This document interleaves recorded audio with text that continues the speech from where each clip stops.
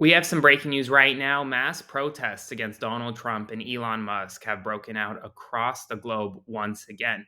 If you recall, back on April 5th, there were millions of people protesting on the ground from Washington, D.C. to Los Angeles to London, Berlin, and elsewhere. Well, today is the second iteration of this hands off protest, and we're seeing it grow with each passing hour.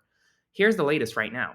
In New York City in Midtown, there are over 10,000 people currently marching against Donald Trump and Elon Musk, protesting the Trump administration's agenda. In Italy, you have dozens of people coming out protesting. In Houston, I have reports of over 2,000 people marching right now. There are protests outside of the White House. There are protests planned throughout the day. According to organizers, over 400 protests are planned across the country. Now, folks, I won't be on the ground today because I'm actually going to be on the road a little bit. But if you do want to support my work, please consider subscribing to my Substack by clicking the button below, or supporting my work by sending a one-time donation via Venmo to Aaron-Parnas.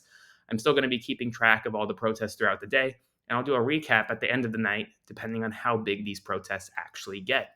The organizers are calling for more than 400 protests nationwide. They're calling for more than 11 people to come out and show their opposition of the Trump administration. That would be a significant increase to the amount of people on April 5th. Based on initial projections, it doesn't necessarily look like they're going to hit that 11 million mark today. But what they are seeing is still a mass groundswell of anti Trump and anti Musk rhetoric and protest kind of boiling over right now in areas across the country. The group is 50501. It's a group that has been planning these protests really in a bi-weekly fashion over the last several weeks. We saw the April 5th protest. Now we see the April 19th protests, and they're only growing, and this is only likely the beginning. And what's interesting here is that they're no longer going to protest just Elon Musk, for example, after the protests end, right? These protests are growing to massive anti Trump demonstrations and will survive no matter what happens with Elon Musk, whether he stays or whether he goes right now. So it's pretty significant to see what is happening across the world. And I do want to know from you guys, what do you think about these protests? Are you protesting? Do you think they're going to work? For from my perspective, I think they're already working. Right? Senator Chris Van Hollen was only able to meet with Kilmar Abrego Garcia in El Salvador because of protests, because people made their voices heard, because people were talking out, speaking out about the Trump administration's anti-immigration policies, about how the Trump administration erroneously sent Abrego Garcia to CICOT in El Salvador.